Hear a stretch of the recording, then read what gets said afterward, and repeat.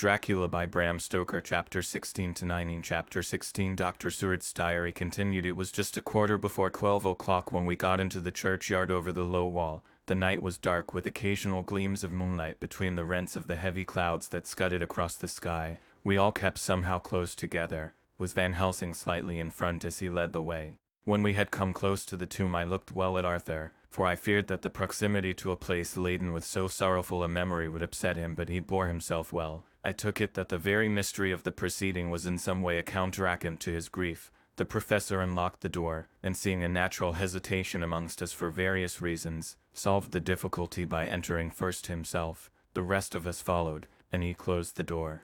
He then lit a dark lantern and pointed to the coffin. Arthur stepped forward hesitantly. Van Helsing said to me, "You were with me here yesterday. Was the body of Miss Lucy in that coffin?" "It was." The professor turned to the rest, saying, "You hear, and yet there is no one who does not believe with me." He took his screwdriver and again took off the lid of the coffin. Arthur looked on, very pale but silent. When the lid was removed, he stepped forward. He evidently did not know that there was a leaden coffin, or at any rate had not thought of it. When he saw the rent in the lid, the blood rushed to his face for an instant, but as quickly fell away again, so that he remained of a ghastly whiteness. He was still silent. Van Helsing forced back the leaden flange, and we all looked in and recoiled. The coffin was empty. For several minutes no one spoke a word. The silence was broken by Quincy Moore's, "Professor, I answered for you. Your word is all I want. I wouldn't ask such a thing ordinarily. I wouldn't so dishonor you as to imply a doubt, but this is a mystery that goes beyond any honor or dishonor. Is this your doing? I swear to you by all that I hold sacred that I have not removed nor touched her. What happened was this: 2 nights ago my friend Seward and I came here with good purpose. Believe me, I opened that coffin, which was then sealed up, and we found it is now empty. We then waited and saw something white come through the trees. The next day we came here in daytime, and she lay there. Did she not, friend John?" "Yes, that night we were just in time. One more so small child was missing, and we find it, thank God, unharmed amongst the graves. Yesterday I came here before sundown, for at sundown the undead can move. I waited here all the night till the sun rose, but I saw nothing. It was most probable that it was because I had laid over the clamps of those doors garlic, which the undead cannot bear, and other things which they shun. Last night there was no exodus, so tonight before the sundown I took away my garlic and other things, and so it is we find this coffin empty. But bear with me, so far there is much that is strange. Wait you with me outside, unseen and unheard, and things much stranger are yet to be." So here he shut the dark slide of his lantern now to the outside. He opened the door and we filed out, he coming last and locking the door behind him. Oh, but it seemed fresh and pure in the night air after the terror of that vault. How sweet it was to see the clouds race by, and the passing gleams of the moonlight between the scudding clouds crossing and passing like the gladness and sorrow of a man's life. How sweet it was to breathe the fresh air that had no taint of death and decay. How humanising to see the red lighting of the sky beyond the hill, and to hear far away the muffled roar that marks the life of a great city. Each in his own way was solemn and overcome. Arthur was silent, and was, I could see, striving to grasp the purpose and the inner meaning of the mystery. I was myself tolerably patient, and half inclined again to throw aside doubt and to accept Van Helsing's conclusions. Quincy Morris was phlegmatic in the way of a man who accepts all things, and accepts them in the spirit of cool bravery, with hazard of all he has to stake. Not being able to smoke, he cut himself a good-sized plug of tobacco and began to chew. As to Van Helsing, he was employed in a definite way. First he took from his bag a mass of what looked like thin wafer-like biscuit, which was carefully rolled up in a white napkin. Next he took out a double handful of some whitish stuff, like dough or putty. He crumbled the wafer up fine and worked it into the mass between his hands. This he then took, and rolling it into thin strips, began to lay them into the crevices between the door and its setting in the tomb. I was somewhat puzzled at this, and being close, asked him what it was that he was doing. Arthur and Quincy drew near also, as they too were curious. He answered, "I am closing the tomb, so that the undead may not enter." "And is that stuff you have put there going to do it?" asked Quincy. "Great Scott, is this a game?" "It is." "What is that which you are using?" This time the question was by Arthur. Van Helsing reverently lifted his hat as he answered the host. "I brought it from Amsterdam." "I have an indulgence." It was an answer that appalled the most skeptical of us, and we felt individually that in the presence of such earnest purpose as the professoress, a purpose which could thus use the to him most sacred of things, it was impossible to distrust. In respectful silence we took the places assigned to us close round the tomb, but hidden from the sight of anyone approaching. I pitied the others, especially Arthur.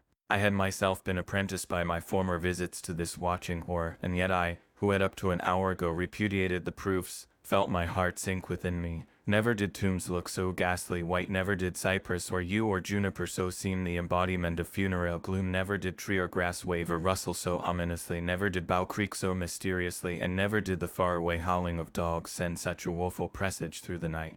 There was a long spell of silence, a big aching void, and then from the professor a keen SSSS. He pointed, and far down the avenue of yews we saw a white figure advance, a dim white figure, which held something dark at its breast. The figure stopped, and at the moment a ray of moonlight fell upon the masses of driving clouds and showed in startling prominence a dark-haired woman, dressed in the cerements of the grave. We could not see the face, for it was bent down over what we saw to be a fair-haired child. There was a pause and a sharp little cry, such as a child gives in sleep, or a dog as it lies before the fire and dreams. We were starting forward, but the professor's warning hand, seen by us as he stood behind a yew tree, kept us back, and then as we looked the white figure moved forwards again. It was now near enough for us to see clearly, and the moonlight still held. My own heart grew cold as ice, and I could hear the gasp of Arthur as we recognized the features of Lucy Westerna. But yet how changed! The sweetness was turned to adamantine heartless cruelty, and the purity to voluptuous wantonsons. Van Helsing stepped out, and obedient to his gesture we all advanced to the four of us ranged in a line before the door of the tomb. Van Helsing raised his lantern and drew the slide. By the concentrated light that fell on Lucy's face we could see that the lips were crimson with fresh blood, and that the stream had trickled over her chin and stained the purity of her lawn death robe. We shuddered with horror. I could see by the tremulous light that even Van Helsing's iron nerve had failed. Arthur was next to me, and if I had not seized his arm and held him up he would have fallen. When Lucy, I called the thing that was before us Lucy because it bore her shape, saw she drew back with an angry snarl, such as a cat gives when taken unawares. Then her eyes ranged over us, Lucy's eyes in form and color, but Lucy's eyes unclean and full of hellfire, instead of the pure gentle orbs we knew. At that moment the remnant of my love passed into hate and loathing. Had she then to be killed, I could have done it with savage delight. As she looked, her eyes blazed with unholy light, and the face became wreathed with a voluptuous smile. Oh God, how it made me shudder to see it! With a careless motion she flung to the ground, callous as a devil, the child that up to now she had clutched strenuously to her breast, growling over it as a dog growls over a bone. The child gave a sharp cry and lay there moaning. There was a cold bloodedness in the act which wrung a groan from Arthur when she advanced to him with outstretched arms and a wanton smile. He fell back and hid his face in his hands. She still advanced, however, and with a languor's voluptuous grace said, "Come to me, Arthur, leave these others and come to me. My arms are hungry for you. Come and we can rest together. Come, my husband, come." There was something diabolically sweet in her tones, something of the tingling of glass when struck which rang through the brains even of us who heard the words addressed to another. As for Arthur, he seemed under a spell, moving his hands from his face. He opened wide his arms. She was leaping for them, when Van Helsing sprang forward and held between them his little golden crucifix. She recoiled from it, and with a suddenly distorted face, full of rage, dashed past him as if to enter the tomb. When within a foot or two of the door, however, she stopped, as if arrested by some irresistible force. Then she turned, and her face was shown in the clear burst of moonlight and by the lamp, which had now no quiver from Van Helsing's iron nerves. Never did I see such baffled malice on a face, and never, I trust, shall such ever be seen again by mortal eyes. The beautiful color became livid, the eyes seemed to throw out sparks of hellfire, the brows were wrinkled as though the folds of the flesh were the coils of Medusa's snakes, and the lovely blood-stained mouth grew to an open square, as in the passion masks of the Greeks and Japanese. If ever a face meant death, if looks could kill, we saw it at that moment. And so for full half a minute, which seemed an eternity, she remained between the lifted crucifix and the sacred closing of her means of entry. Van Helsing broke the silence by asking Arthur, "Answer me, O my friend. Am I to proceed in my work?" Arthur threw himself on his knees, and hid his face in his hands, as he answered, "Do as you will, friend, do as you will. There can be no horror like this ever any more," and he groaned in spirit. Quincy and I simultaneously moved towards him and took his arms. We could hear the click of the closing lantern as Van Helsing held it down. Coming close to the tomb, he began to remove from the chink some of the sacred emblem which he had placed there. We all looked on in horrified amazement as we saw, when he stood back, the woman with the corporeal body as real at that moment as our own, passing through the interstice where scarce a knife blade could have gone. We all felt a glad sense of relief when we saw the professor calmly restoring the strings of putty to the edges of the door. When this was done, he lifted the child and said, "Come now, my friends, we can do no more till tomorrow. There is a funeral at noon, so here we shall all come before long after that. The friends of the dead will all be gone by 2, and when the sexton lock the gate we shall remain. Then there is more to do, but not like this of tonight. As for this little one, he is not much harm, and by tomorrow night he shall be well. We shall leave him where the police will find him as on the other night, and then to home." Coming close to Arthur, he said, "My friend Arthur, you have had a sore trial, but after, when you look back, you will see how it was necessary. You are now in the bitter waters, my child. By this time tomorrow you will, please God, have passed them and have drunk of the sweet water, so do not mourn over much. Till then I shall not ask you to forgive me." Arthur and Quincy came home with me, and we tried to cheer each other on the way. We had left the child in safety, and were tired, so we all slept with more or less reality of sleep. 29 September night. A little before 12 o'clock we three, Arthur, Quincy, Morris, and myself, called for the professor. It was odd to notice that by common consent we had all put on black clothes. Of course Arthur wore black, for he was in deep mourning, but the rest of us wore it by instinct. We got to the churchyard by 1:30, and strolled about, keeping out of official observation, so that when the Graviderks had completed their task and the sexton, under the belief that everyone had gone, had locked the gate, we had the place all to ourselves. Van Helsing, instead of his little black bag, had with him a long leather one, something like a cricketing bag. It was manifestly of fair weight. When we were alone and had heard the last of the footsteps die out up the road, we silently and as if by ordered intention followed the professor to the tomb. He unlocked the door, and we entered, closing it behind us. Then he took from his bag the lantern, which he lit, and also 2 wax candles, which when lighted he stuck by melting their own ends on other coffins, so that they might give light sufficient to work by. When he again lifted the lid off Lucy's coffin, we all looked, Arthur trembling like an aspen, and saw that the body lay there in all its death beauty. But there was no love in my own heart, nothing but loathing for the foul thing which had taken Lucy's shape without her soul. I could see even Arthur's face grow hard as he looked. Presently he said to Van Helsing, "Is this really Lucy's body, or only a demon in her shape?" "It is her body, and yet not it. But wait a while, and you all see her as she was and is. She seemed like a nightmare of Lucy as she lay there, the pointed teeth, the blood-stained voluptuous mouth, which it made one shudder to see, the whole carnal and unspiritual appearance seeming like a devilish mockery of Lucy's sweet purity." Van Helsing, with his usual methodicainescence, began taking the various contents from his bag and placing them ready for use. First he took out a soldering iron and some plumbing solder, and then a small oil lamp, which gave out when lit in a corner of the tomb, gas which burned at fierce heat with a blue flame. Then his operating knives, which he placed to hand, and last a round wooden stake, some 2½ or 3 inches thick and about 3 feet long. One end of it was hardened by charring in the fire, and was sharpened to a fine point. With this stake came a heavy hammer, such as in households is used in the coal cellar for breaking the lumps. To me, a doctor's preparations for work of any kind are stimulating and bracing, but the effect of these things on both Arthur and Quincy was to cause them a sort of consternation. They both, however, kept their courage, and remained silent and quiet. When all was ready, Van Helsing said, "Before we do anything, let me tell you this: it is out of the lore and experience of the ancients and of all those who have studied the powers of the undead. When they become such, there comes with the change the curse of immortality. They cannot die, but must go on age after age, adding new victims and multiplying the evils of the world, for all that die from the preying of the undead becomes themselves undead, and prey on their kind. And so the circle goes on ever widening, like as the ripples from a stone thrown in the water. Friend Arthur, if you had met that kiss which you know of before poor Lucy died, or again last night when you opened your arms to her, you would in time, when you had died, have become Nosferata, as they call it in Eastern Europe, and would all time make more of those undeads that so have filled us with horror. The career of this so unhappy dear lady is but just begun.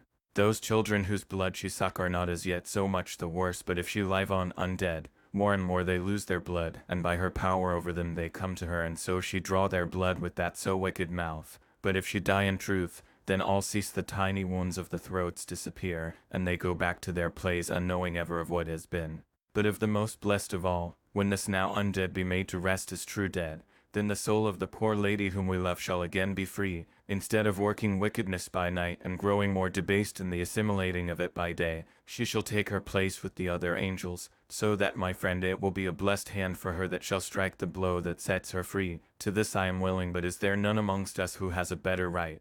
Will it be no joy to think of hereafter in the silence of the night when sleep is not? It was my hand that sent her to the stars. It was the hand of him that loved her best, the hand that of all she would herself have chosen, had it been to her to choose. Tell me if there be such a one amongst us." We all looked at Arthur. He saw too what we all did, The infinite kindness which suggested that his should be the hand which would restore Lucy to us as a holy and not an unholy memory. He stepped forward and said bravely, though his hand trembled and his face was as pale as snow, "My true friend, from the bottom of my broken heart I thank you. Tell me what I am to do, and I shall not falter." Van Helsing laid a hand on his shoulder and said, "Brave lad, a moment's courage, and it is done. This stake must be driven through her. It will be a fearful ordeal, be not deceived in that, but it will be only a short time, and you will then rejoice more than your pain was great. From this grim tomb you will emerge as though you tread on air, but you must not falter when once you have begun. Only think that we, your true friends, are round you, and that we pray for you all the time." "Go on," said Arthur hoarsely. "Tell me what I am to do." "Take this stake in your left hand, ready to place the point over the heart, and the hammer in your right. Then when we begin our prayer for the dead I shall read him. I have here the book, and the others shall follow, strike in God's name, that so all may be well with the dead that we love and that the undead pass away." Arthur took the stake and the hammer, and when once his mind was set on action his hands never trembled nor even quivered. Van Helsing opened his missal and began to read, and Quincy and I followed as well as we could. Arthur placed the point over the heart, and as I looked I could see its dint in the white flesh. Then he struck with all his might. The thing in the coffin writhed, and a hideous blood-curdling screech came from the opened red lips. The body shook and quivered and twisted in wild contortions. The sharp white teeth champed together till the lips were cut, and the mouth was smeared with a crimson foam. But Arthur never faltered. He looked like a figure of Thor as his untrembling arm rose and fell, driving deeper and deeper the mercy-bearing stake, whilst the blood from the pierced heart welled and spurted up around it. His face was set, and high duty seemed to shine through it. The sight of it gave us courage so that our voices seemed to ring through the little vault. And then the writhing and quivering of the body became less, and the teeth seemed to champ, and the face to quiver. Finally it lay still. The terrible task was over. The hammer fell from Arthur's hand. He reeled and would have fallen had we not caught him. The great drops of sweat sprang from his forehead, and his breath came in broken gasps. It had indeed been an awful strain on him, and had he not been forced to his task by more than human considerations he could never have gone through with it. For a few minutes we were so taken up with him that we did not look towards the coffin. When we did, however, a murmur of startled surprise ran from one to the other of us. We gazed so eagerly that Arthur rose, for he had been seated on the ground, and came and looked too, and then a glad strange light broke over his face and dispelled altogether the gloom of horror that lay upon it. There, in the coffin, lay no longer the foul thing that we had so dreaded and grown to hate. That the work of her destruction was yielded as a privilege to the one best entitled to it, but Lucy as we had seen her in her life, with her face of unassailed sweetness and purity. True that there were there, as we had seen them in life, the traces of care and pain and waste, but these were all dear to us, for they marked her truth to what we knew. One and all we felt that the holy calm that lay like sunshine over the wasted face and form was only an earthly token and symbol of the calm that was to reign forever. Van Helsing came and laid his hand on Arthur's shoulder, and said to him, "And now, Arthur, my friend, dear lad, am I not forgiven?" The reaction of the terrible strain came as he took the old man's hand in his, and raising it to his lips, pressed it, and said, "Forgiven. God bless you that you have given my dear one her soul again, and me peace." He put his hands on the professor's shoulder, and laying his head on his breast, cried for a while silently, whilst we stood unmoving. When he raised his head, Van Helsing said to him, "And now, my child, you may kiss her. Kiss her dead lips if you will, as she would have you do, for her to choose. For she is not a grinning devil now, not any more a foul thing for all eternity. No longer she is the devil's undead. She is God's true dead, whose soul is with him." Arthur bent and kissed her, and then we sent him and Quincy out of the tomb. The professor and I sawed the top off the stake, leaving the point of it in the body. Then we cut off the head and filled the mouth with garlic. We soldered up the leaden coffin, screwed on the coffin lid, and gathering up our belongings came away. When the professor locked the door he gave the key to Arthur. Outside the air was sweet, the sun shone and the birds sang, and it seemed as if all nature were tuned to a different pitch. There was gladness and mirth and peace everywhere, for we were at rest ourselves on one account, and we were glad, though it was with a tempered joy. Before we moved away, Van Helsing said, "Now, my friends, one step of our work is done, one the most harrowing to ourselves. But there remains a greater task, to find out the author of all this our sorrow, and to stamp him out. I have clues which we can follow, but it is a long task, and a difficult, and there is danger in it and pain. Shall you not all help me? We have learned to believe, all of us, is it not so? And since so, do we not see our duty? Yes, and do we not promise to go on to the bitter end?" Each in turn we took his hand, and the promise was made. Then said the professor as we moved off, "2 nights hence you shall meet with me and dine together at 7 of the clock with friend John. I shall entreat 2 others, 2 that you know not as yet, and I shall be ready to all our work show and our plans unfold. Friend John, you come with me home, for I have much to consult about, and you can help me. Tonight I leave for Amsterdam, but shall return tomorrow night, and then begins our great quest. But first I shall have much to say, so that you may know what is to do and to dread. Then our promise shall be made to each other anew, for there is a terrible task before us, and once our feet are on the plowshare we must not draw back. Chapter 17. Dr. Stewart's diary continued. When we arrived at the Berkeley Hotel, Van Helsing found a telegram waiting for him. I'm coming up by train. Jonathan at Whitby. Important news. Mina Harker. The professor was delighted. Ah, that wonderful Madame Mina, he said. Pearl among women. She arrived, but I cannot stay. She must go to your house, friend John. You must meet her at the station, telegraph her en route, so that she may be prepared. When the wire was dispatched, he had a cup of tea over it. He told me of a diary kept by Jonathan Harker when abroad, and gave me a typewritten copy of it, as also of Mrs. Harker's diary at Whitby. Take these, he said, and study them well. When I have returned you will be master of all the facts, and we can then better enter on our inquisition. Keep them safe, for there is in them much of treasure. You will need all your faith, even you who have had such an experience as that of today. What is here told, he laid his hand heavily and gravely on the packet of papers as he spoke, may be the beginning of the end to you and me and many another, or it may sound the knell of the undead who walk the earth. Read all, I pray you, with the open mind, and if you can add in any way to the story here told, do so, for it is all important. You have kept diary of all these so strange things, is it not so? Yes, then we shall go through all these together when we meet. He then made ready for his departure, and shortly after drove off to Liverpool Street. I took my way to Paddington, where I arrived about 15 minutes before the train came in. The crowd melted away, after the bustling fashion common to arrival platforms, and I was beginning to feel uneasy, lest I might miss my guest, when a sweet-faced, dainty-looking girl stepped up to me, and after a quick glance said, Dr. Seward, is it not? And you are Mrs. Harker, I answered at once, whereupon she held out her hand. I knew you from the description of poor dear Lucy, but she stopped suddenly, and a quick blush overspread her face. The blush that rose to my own cheeks somehow set us both at ease, for it was a tacit answer to her own. I got her luggage, which included a typewriter, and we took the Underground to Fancourt Street. After I had sent a wire to my housekeeper to have a sitting room and bedroom prepared at once for Mrs. Harker, in due time we arrived. She knew, of course, that the place was a lunatic asylum, but I could see that she was unable to repress a shudder when we entered. She told me that if she might, she would come presently to my study, as she had much to say. So here I am finishing my entry in my phonograph diary whilst I await her. As yet I have not had the chance of looking at the papers which Van Helsing left with me, though they lie open before me.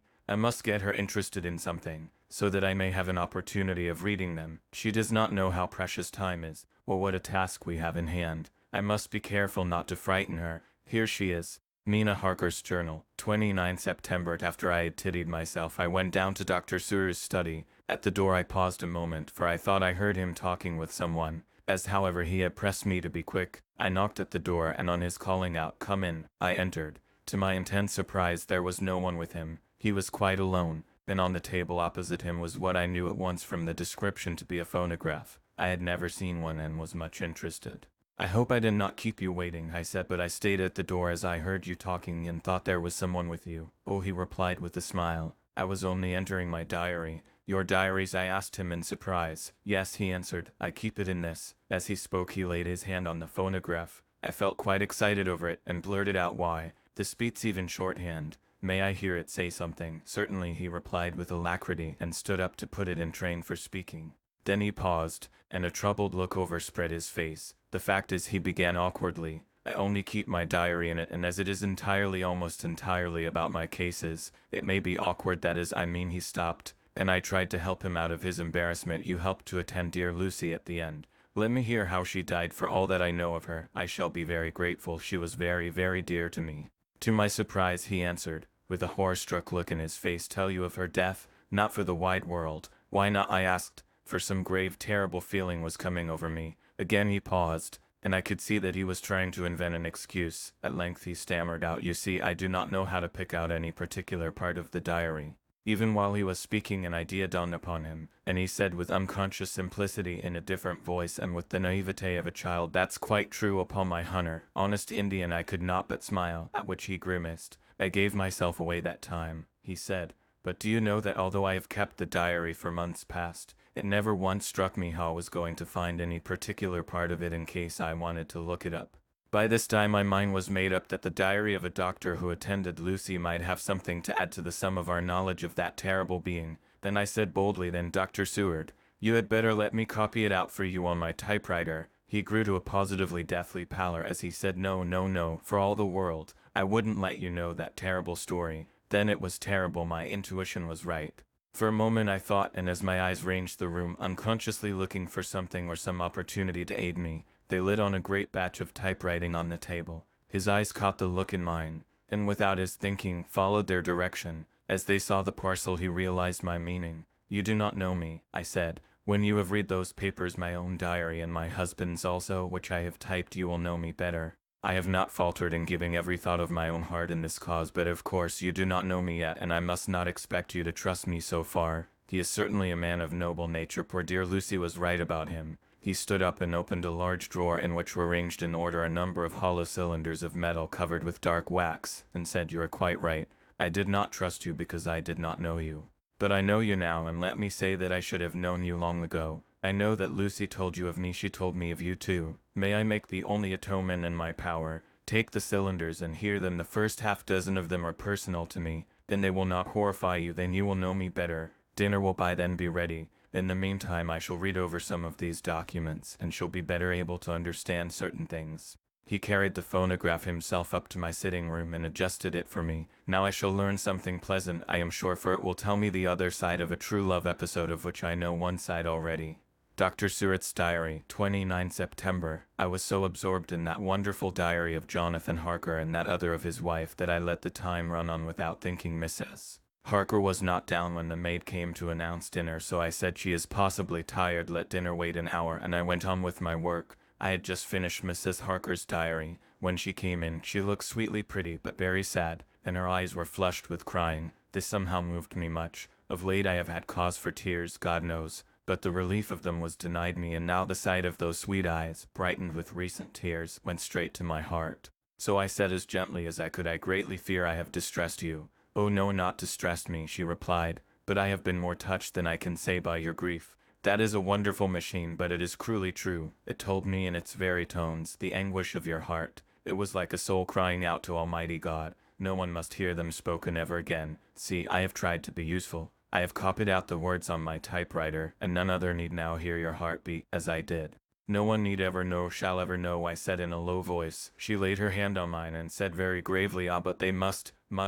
But why?" I asked. "Because it is a part of the terrible story, a part of poor dear Lucy's death and all that led to it, because in the struggle which we have before us to rid the earth of this terrible monster, we must have all the knowledge and all the help which we can get. I think that the cylinders which you gave me contain more than you intended me to know, but I can see that there are in your record many lights to this dark mystery. You will let me help, will you not? I know all up to a certain point, and I see already, though your diary only took me to 7 September, how poor Lucy was beset, and how her terrible doom was being wrought out. Jonathan and I have been working day and night since Professor Van Helsing saw us. He has gone to Whitby to get more information, and he will be here tomorrow to help us. We need have no secrets amongst us, working together and with absolute trust. We can surely be stronger than if some of us were in the dark." She looked at me so appealingly, and at the same time manifested such courage and resolution in her bearing, that I gave in at once to her wishes. "You shall," I said, "do as you like in the matter. God forgive me if I do wrong.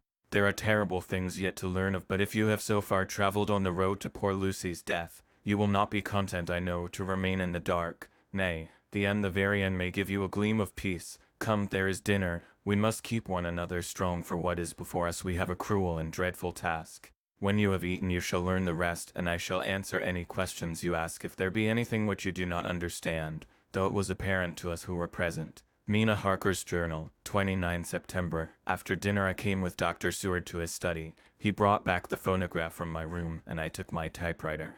He placed me in a comfortable chair and arranged the phonograph so that I could touch it without getting up, and showed me how to stop it in case I should want to pause. Then he very thoughtfully took a chair with his back to me so that I might be as free as possible, and began to read. I put the forked metal to my ears and listened. When the terrible story of Lucy's death, and in all that followed, was done, I lay back in my chair powerless. Fortunately I am not of a fainting disposition. When Dr. Seward saw me he jumped up with a horrified exclamation. and hurriedly taking a case bottle from a cupboard, gave me some brandy, which in a few minutes somewhat restored me. My brain was all in a whirl, and only that there came through all the multitude of horrors the holy ray of light that my dear, dear Lucy was at last at peace. I do not think I could have borne it without making a scene. It is all so wild and mysterious and strange that if I had not known Jonathan's experience in Transylvania I could not have believed. As it was, I didn't know what to believe, and so got out of my difficulty by attending to something else. I took the cover off my typewriter and said to Dr. Seward, "Let me write this all out now. We must be ready for Dr. Van Helsing when he comes.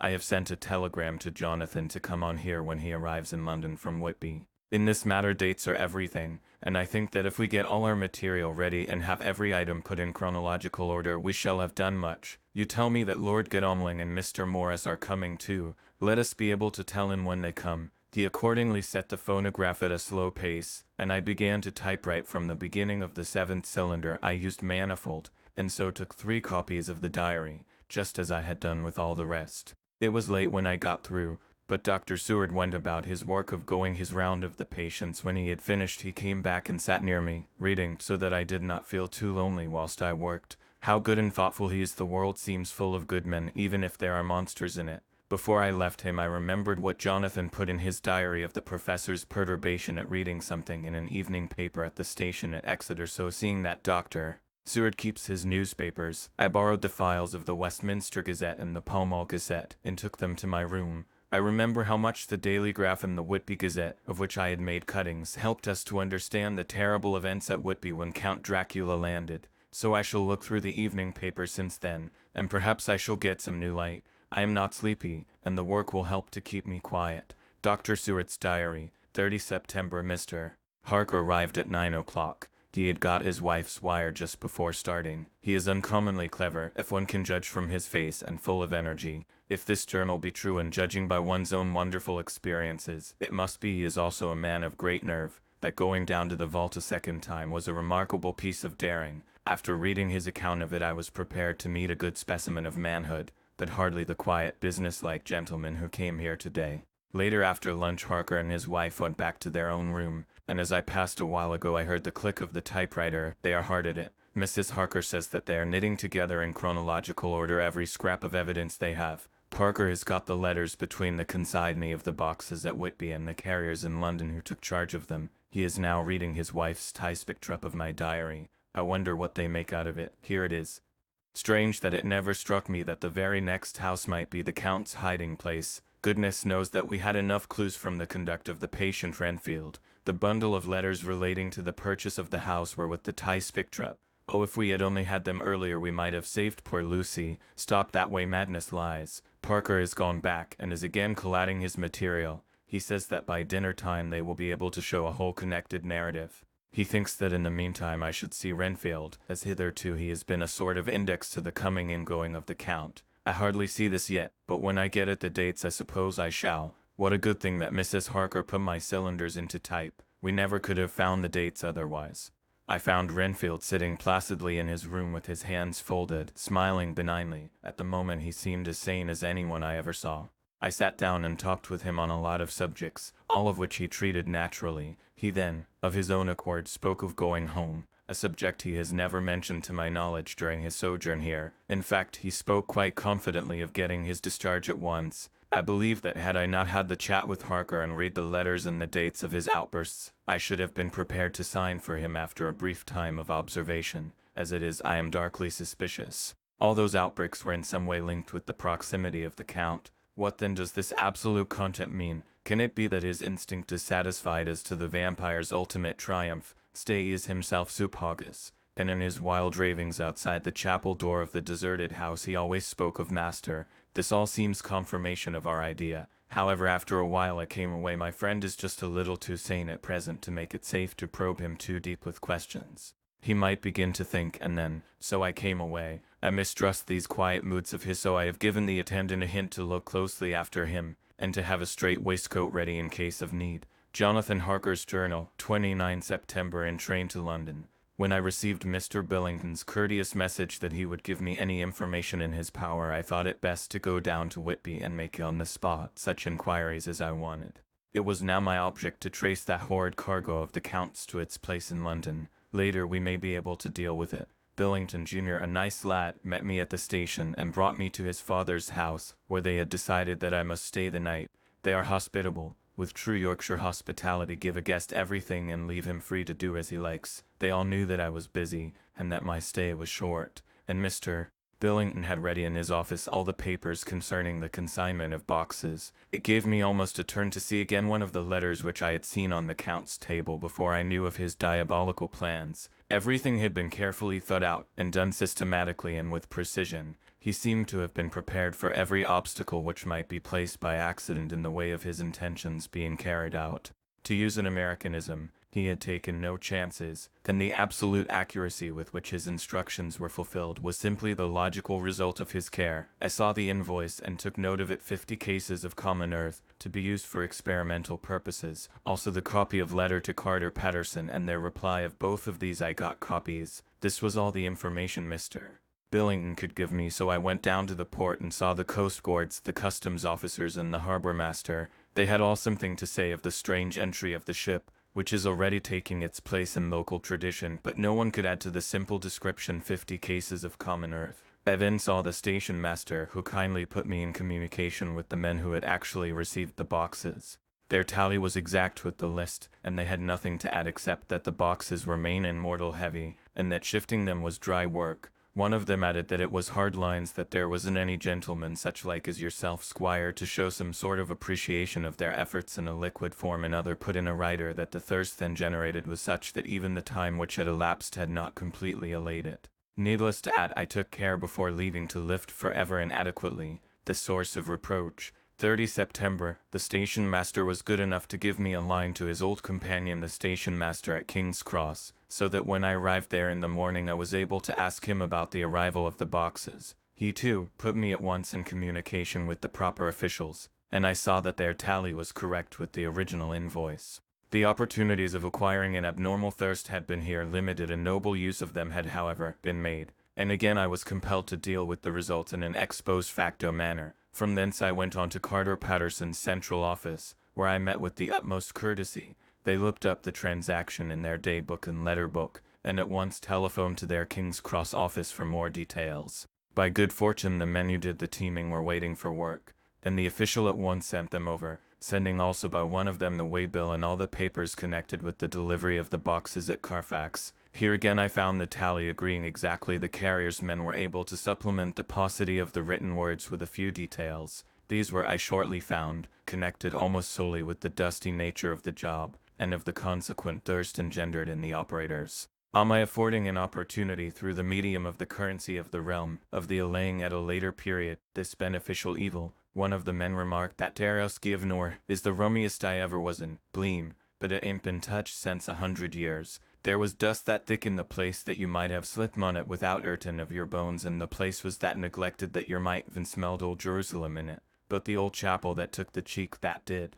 Me and my mate, we thought we wouldn't never jit out quick enough, Loring. I wouldn't take less nor a key at a moment to stay there arter dark. Having been in the house, I could well believe him, but if he knew what I know, he would, I think, have raised his terms. Of one thing I am now satisfied, that all the boxes which arrived at Whitby from Varna and the Demeter were safely deposited in the old chapel at Carfax. There should be 50 of them there, unless any have since been removed, as from Dr. Seward's diary of fear. I shall try to see the carter who took away the boxes from Carfax when Renfield attacked them. By following up this clue we may learn a good deal. Later, Mina and I have worked all day, and we have put all the papers into order. Mina Harker's journal, 30 September. I am so glad that I hardly know how to contain myself. It is, I suppose, the reaction from the haunting fear which I have had that this terrible affair and the reopening of his old wound might act detrimentally on Jonathan. I saw him leave for Whitby with as brave a face as I could, but I was sick with apprehension. The effort has, however, done him good. He was never so resolute, never so strong, never so full of volcanic energy as at present. It is just as that dear, good Professor Van Helsing said, he is true grit, and he improves under strain that would kill a weaker nature. He came back full of life and hope and determination. We have got everything in order for tonight. I feel myself quite wild with excitement. I suppose one ought to pity anything so hunted as is the Count. That is just it. This thing is not human, not even beast. To read Dr. Seward's account of poor Lucy's death and what followed is enough to dry up the springs of pity in one's heart. Later, Lord Godalming and Mr. Morris arrived earlier than we expected. Dr. Seward was out on business and had taken Jonathan with him, so I had to see them. It was to me a painful meeting, for it brought back all poor dear Lucy's hopes of only a few months ago. Of course they had heard Lucy speak of me, and it seemed that Dr. Van Helsing too has been quite blowing my trumpet, as Mr. Morris expressed it. Poor fellows, neither of them is aware that I know all about the proposals they made to Lucy. They did not quite know what to say or do, as they were ignorant of the amount of my knowledge, so they had to keep on neutral subjects. However, I thought the matter over and came to the conclusion that the best thing I could do would be to post them in affairs right up to date. I knew from Dr. Seward's diary that they had been at Lucy's death, her real death, and that I need not fear to betray any secret before the time. So I told them, as well as I could, that I had read all the papers and diaries, and that my husband and I, having typewritten them, had just finished putting them in order. I gave them each a copy to read in the library. When Lord Godalming got his and turned it over, "It does make a pretty good pile," he said. "Did you write all this, Mrs. Harker?" I nodded, and he went on, "I don't quite see the drift of it, but you people are all so good and kind, and have been working so earnestly and so energetically, that all I can do is to accept your ideas blindfold and try to help you. I have had one lesson already in accepting facts that should make a man humble to the last hour of his life. Besides, I know you loved my poor Lucy." Here he turned away and covered his face with his hands. I could hear the tears in his voice. Mr. Morris, with instinctive delicacy, just laid a hand for a moment on his shoulder, and then walked quietly out of the room. I suppose there is something in woman's nature that makes a man free to break down before her and express his feelings on the tender or emotional side without feeling it derogatory to his manhood. For when Lord Godalming found himself alone with me, he sat down on the sofa and gave way utterly and openly. I sat down beside him and took his hand. I hope he didn't think it forward of me, and that if he ever thinks of it afterwards he never will have such a thought. Dare I wrong him? I know he never will. He is too true a gentleman. I said to him, for I could see that his heart was breaking, "I love dear Lucy, and I know what she was to you, and what you were to her. She and I were like sisters, and now she is gone. Will you not let me be like a sister to you in your trouble? I know what sorrows you have had, though I cannot measure the depth of them. If sympathy and pity can help in your affliction, wouldn't you let me be of some little service for Lucy's sake?" In an instant the poor dear fellow was overwhelmed with grief. It seemed to me that all that he had of late been suffering in silence found a vent at once. He grew quite hysterical, then raising his open hands,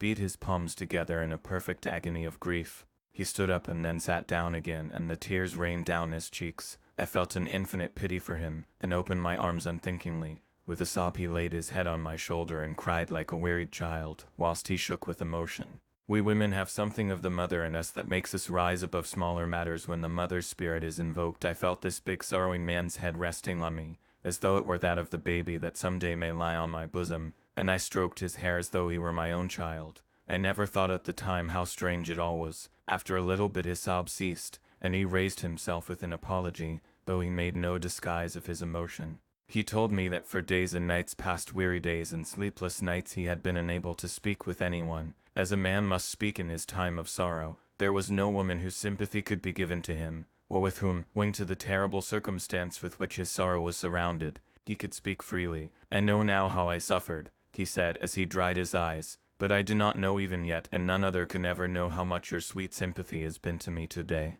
I shall know better in time, and believe me that, though I am not ungrateful now, my gratitude will grow with my understanding. You will let me be like a brother, will you not, for all our lives, for dear Lucy's sake?" "For dear Lucy's sake," I said as we clasped hands. "And for your own sake," he added, "for if a man's esteem and gratitude are ever worth the winning, you have won mine today. If ever the future should bring to you a time when you need a man's help, believe me, you will not call in vain.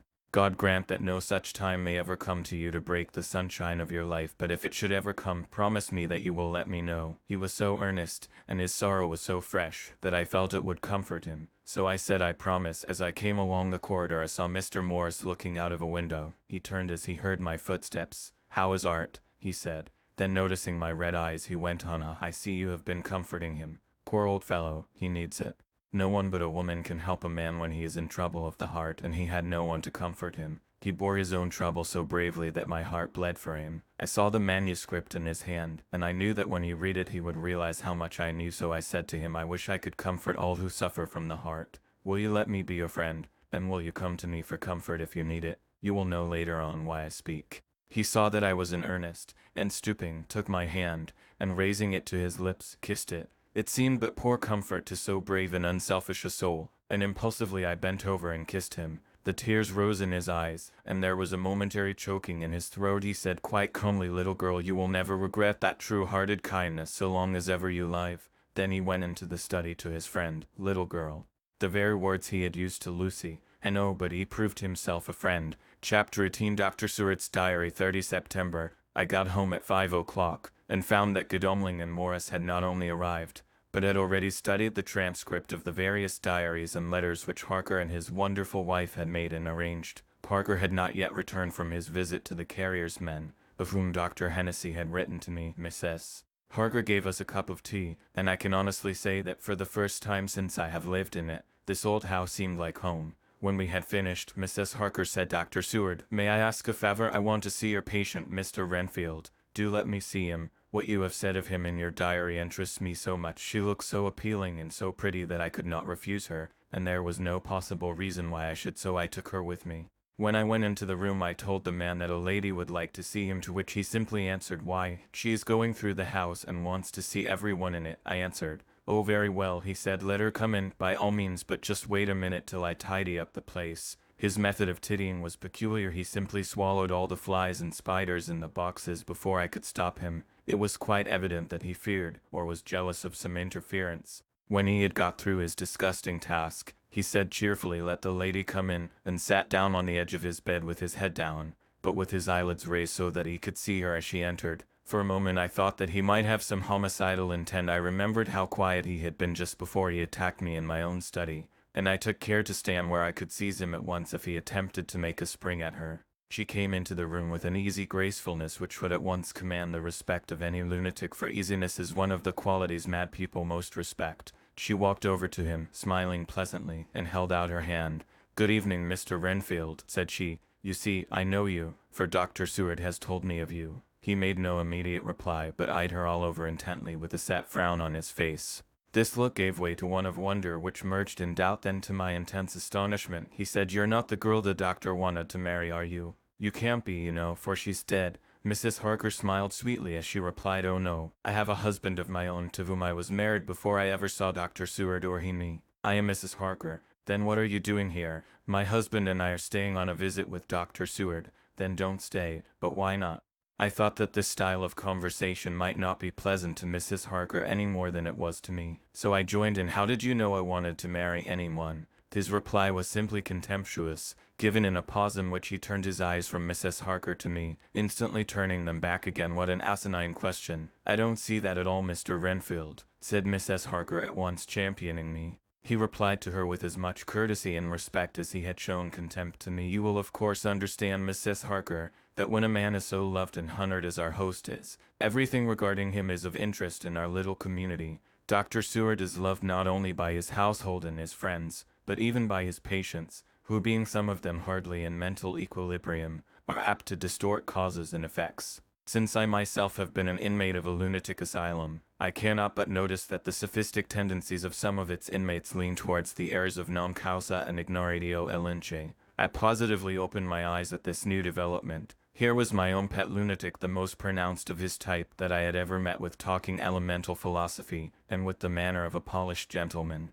I wonder if it was Mrs. Harker's presence which had touched some chord in his memory. If this new phase was spontaneous, or in any way due to her unconscious influence, she must have some rare gift or power. We continued to talk for some time, and seeing that he was seemingly quite reasonable, she ventured, looking at me questioningly as she began, to lead him to his favorite topic. I was again astonished, for he addressed himself to the question with the impartiality of the completest sanity. He even took himself as an example when he mentioned certain things. Why, I myself am an instance of a man who had a strange belief. Indeed, it was no wonder that my friends were alarmed, and insisted on my being put under control. I used to fancy that life was a positive and perpetual entity, and that by consuming a multitude of live things, no matter how low in the scale of creation, one might indefinitely prolong life. At times I held the belief so strongly that I actually tried to take human life. The doctor here will bear me out that on one occasion I tried to kill him for the purpose of strengthening my vital powers by the assimilation with my own body of his life through the medium of his blood, relying of course upon the scriptural phrase, "For the blood is the life." though indeed,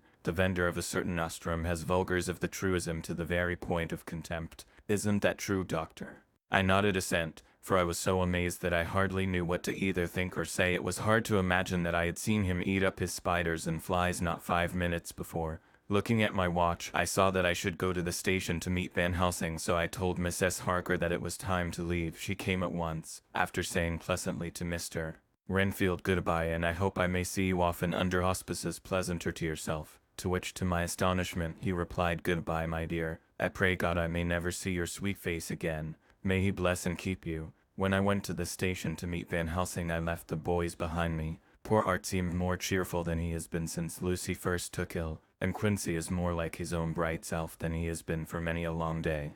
Van Helsing stepped from the carriage with the eager nimblance of a boy. He saw me at once and rushed up to me, saying, "Ah, friend John, how goes all? Well, so, I have been busy, for I come here to stay if need be. All affairs are settled with me, and I have much to tell. Madam Mina is with you, yes, and her so fine husband, and Arthur and my friend Quincy, they are with you too. Good." As I drove to the house, I told him of what had passed, and of how my own diary had come to be of some use through Mrs. Harker's suggestion, at which the professor interrupted me. "Ah, that wonderful Madam Mina, she has man's brain, a brain that a man should have were he much gifted, and a woman's heart. The good God fashioned her for a purpose, believe me, when he made that so good combination. Friend John, up to now fortune has made that woman of help to us. After tonight she must not have to do with this so terrible affair. It is not good that she run a risk so great.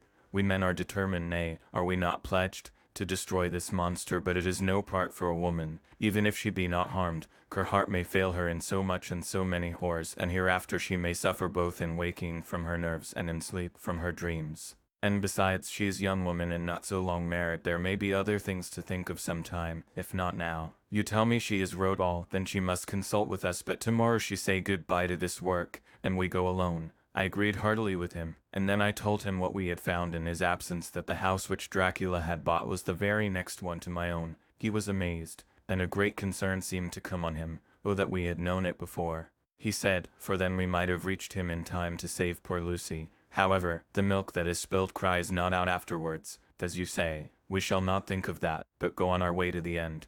Then he fell into a silence that lasted till we entered my own gateway. Before we went to prepare for dinner, he said to Mrs. Harker, "I am told, Madam Mina, by my friend John, that you and your husband have put up in exact order all things that have been up to this moment." "Not up to this moment, Professor," she said impulsively, "but up to this morning." "But why not up to now? We have seen hitherto how good light all the little things have made. We have told our secrets, and yet no one who has told is the worse for it." Mrs. Harker began to blush, and taking a paper from her pockets, she said, "Dr. Van Helsing, will you read this, and tell me if it must go in? It is my record of today. I too have seen the need of putting down at present everything, however trivial, but there is little in this except what is personal. Must it go in?" The professor read it over gravely, and handed it back, saying, "It need not go in if you do not wish it, but I pray that it may. It can but make your husband love you the more, and all us your friends more honour you as well as more esteem and love." She took it back with another blush and a bright smile. "And so now, up to this very hour, all the records we have are complete and in order.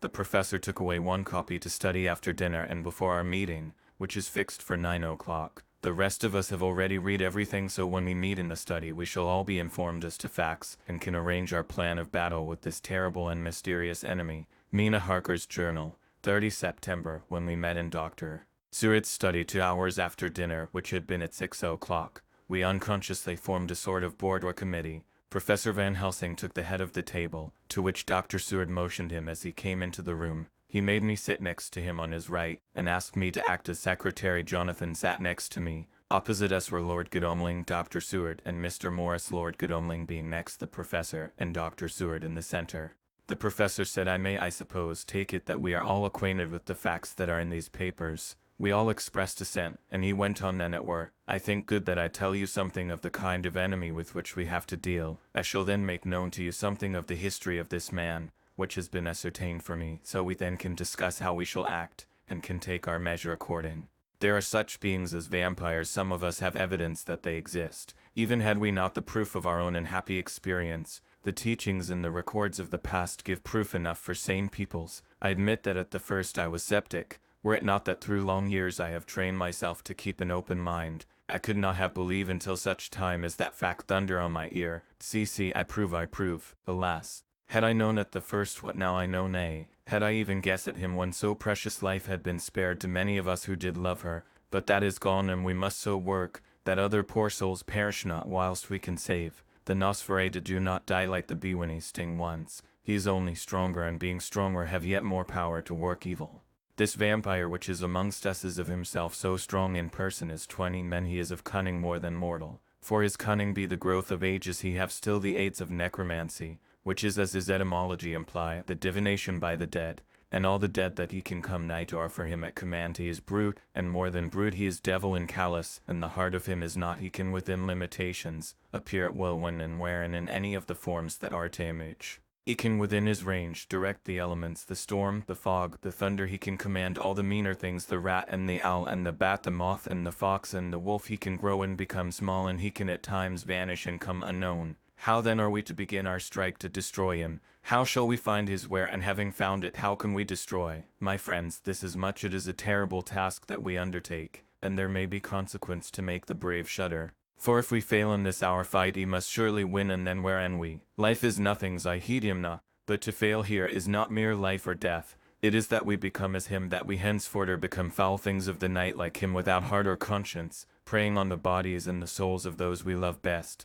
To us forever are the gates of heaven shut, for who shall open them to us again? We go on for all time, abhorred by all, a blot on the face of God's sunshine, an arrow in the side of him who died for man. But we are face to face with duty, and in such case must we shrink. For me I say no, but then I am old, and life, with his sunshine, his fair places, his song of birds, his music, and his love, lie far behind. You others are young. Some have seen sorrow, but there are fair days yet in store. What say you? Whilst he was speaking, Jonathan had taken my hand. I feared oh so much that the appalling nature of our danger was overcoming him when I saw his hand stretch out, but it was life to me to feel its touch, so strong, so self-reliant, so resolute. A brave man's hand can speak for itself. It does not even need a woman's love to hear its music. When the professor had done speaking, my husband looked in my eyes, and I in his. There was no need for speaking between us. I answer for Mina and myself. He said, "Count me in, Professor," said Mr. Quincy Morris, laconically as usual. "I am with you," said Lord Godalming, "for Lucy's sake, if for no other reason." Dr. Seward simply nodded. The professor stood up, and after laying his golden crucifix on the table, held out his hand on either side. I took his right hand, and Lord Godalming his left. Jonathan held my right with his left and stretched across to Mr. Morris. So as we all took hands, our solemn compact was made. I felt my heart icy cold, but it did not even occur to me to draw back. We resumed our places, and Dr. Van Helsing went on with a sort of cheerfulness which showed that the serious work had begun. It was to be taken as gravely and in as businesslike a way as any other transaction of life. Well, you know what we have to contend against, but we too are not without strength. We have on our side power of combination, a power denied to the vampire kind. We have sources of science. We are free to act and think, and the hours of the day and the night are ours equally.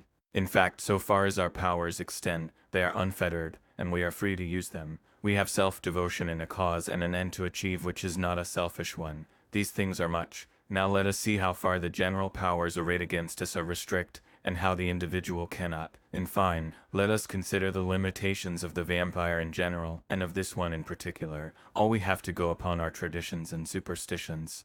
These do not at the first appear much, when the matter is one of life and death, nay, of more than either life or death. Yet must we be satisfied in the first place because we have to be, no other means is at our control, and secondly because after all, these things, tradition and superstition, are everything. Does not the belief in vampires rest for others, though not, alas, for us, on them? A year ago which of us would have received such a possibility in the midst of our scientific skeptical matter-of-fact 19th century? We even scouted a belief that we saw justified under our very eyes. Take it then that the vampire and the belief in his limitations and his cure rest for the moment on the same base, for let me tell you, he is known everywhere that men have been. In old Greece and old Rome he flourished, in Germany, all over, in France, in India, even in the Cherno Seas, and in China, so far from us in all ways. There even is he, and the peoples fear him at this day. He have followed the wake of the Berserker Icelander, the devil-begotten Hun, the Slav, the Saxon, the Magyar. So far then we have all we may act upon, and let me tell you that very much of the beliefs are justified by what we have seen in our own so unhappy experience. The vampire live on and cannot die by mere passing of the time. He can flourish when that he can fatten on the blood of the living. Even more, we have seen amongst us that he can even grow younger, that his vital faculties grow strenuous, and seem as though they refresh themselves when his special pabulum is plenty. but he cannot flourish without this diet. He eat not as others. Even friend Jonathan, who lived with him for weeks, did never see him to eat, never. He throws no shadow, he make in the mirror no reflect, as again Jonathan observe. He has the strength of many of his hand, witness again Jonathan when he shut the door against the wolves, and when he help him from the diligence too. He can transform himself to wolf, as we gather from the ship arrival in Whitby. When he tear open the dog he can be as bat, as Madam Mina saw him on the window at Whitby, and his friend John saw him fly from this so near house, and as my friend Quincy saw him at the window of Miss Lucy. He can come in mist which he create. That noble ship's captain proved him of this, but from what we know, the distance he can make this mist is limited, and it can only be round himself. He come on moonlight rays as elemental dust, as again Jonathan saw those sisters in the castle of Dracula. He become so small we ourselves saw Miss Lucy, ere she was at peace, slip through a hairbreadth space at the tomb door. He can, when once he find his way, come out from anything or into anything, no matter how close it be bound or even fused up with fire solder you call it. He can see in the dark, no small power this, in a world which is one half shut from the light. Ah, but hear me through. He can do all these things, yet he is not free. Nay, he is even more prisoner than the slave of the galley, than the madman in his cell. He cannot go where he lists. He who is not of nature has yet to obey some of nature's laws, why we know not. He may not enter anywhere at the first, unless there be some one of the household who bid him to come, though afterwards he can come as he please. His power ceases, as does that of all evil things, at the coming of the day. Only at certain times can he have limited freedom. If he be not at the place whither he is bound, he can only change himself at noon or at exact sunrise or sunset. These things are we told, and in this record of ours we have proof by inference. Thus whereas he can do as he will within his limit, when he have his earth home, his coffin home, his hell home, the place unhallowed, as we saw when he went to the grave of the suicide at Whitby, still at other time he can only change when the time come. It is said, too, that he can only pass running water at the slack or the flood of the tide. Then there are things which so afflict him that he has no power, as the garlic that we know of, and as for things sacred as the symbol, my crucifix, that was amongst us even now when we resolved to them he is nothing, but in their presence he take his place far off and silent with respect. There are others too, which I shall tell you of, lest in our seeking we may need them. The branch of wild rose on his coffin keep him that he move not from it. A sacred bullet fired into the coffin kill him so that he be true dead. And as for the stake through him, we know already of its piece, or the cut off head that giveth rest. We have seen it with our eyes. Thus when we find the habitation of this man that was, we can confine him to his coffin and destroy him, if we obey what we know. But he is clever. I have asked my friend Arminius, of Budapest University, to make his record, and from all the means that are he tell me of what he has been. He must indeed have been that voivode Dracula who won his name against the Turk, over the great river on the very frontier of Turkey land. If it be so, then was he no common man, for in that time and for centuries after he was spoken of as the cleverest and the most cunning, as well as the bravest of the sons of the land beyond the forest. That mighty brain and that iron resolution went with him to his grave, and are even now arrayed against us. The Draculas were, says Arminius, a great and noble race, though now and again were scions who were held by their covels to have had dealings with the evil one.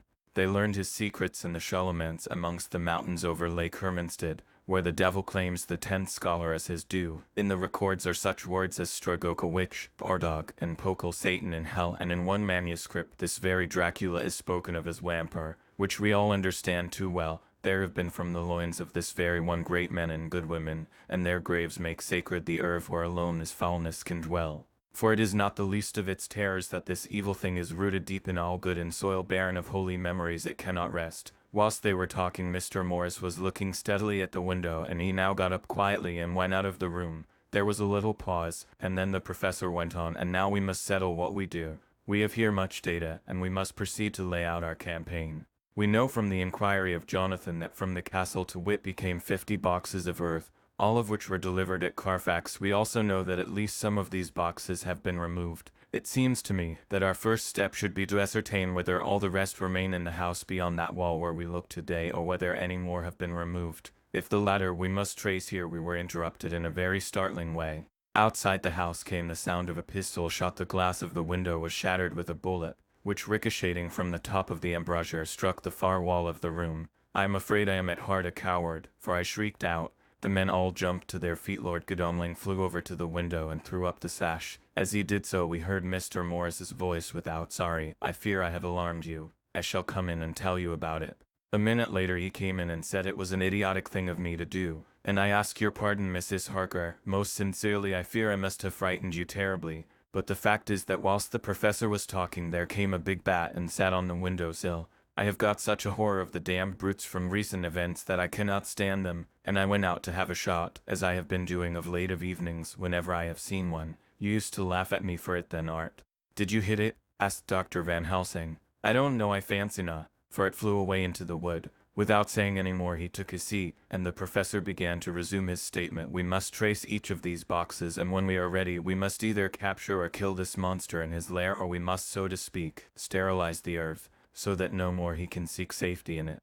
Thus in the end we may find him in his form of man between the hours of noon and sunset, and so engage with him when he is at his most weak. And now for you, Madam Mina, this night is the end until all be well. You are too precious to us to have such risk. When we part tonight, you no more must question. We shall tell you all in good time. We are men and are able to bear, but you must be our star and our hope, and we shall act all the more free that you are not in the danger, such as we are. All the men, even Jonathan, seemed relieved, but it did not seem to me good that they should brave danger, and perhaps lessen their safety, strength being the best safety through care of me, but their minds were made up.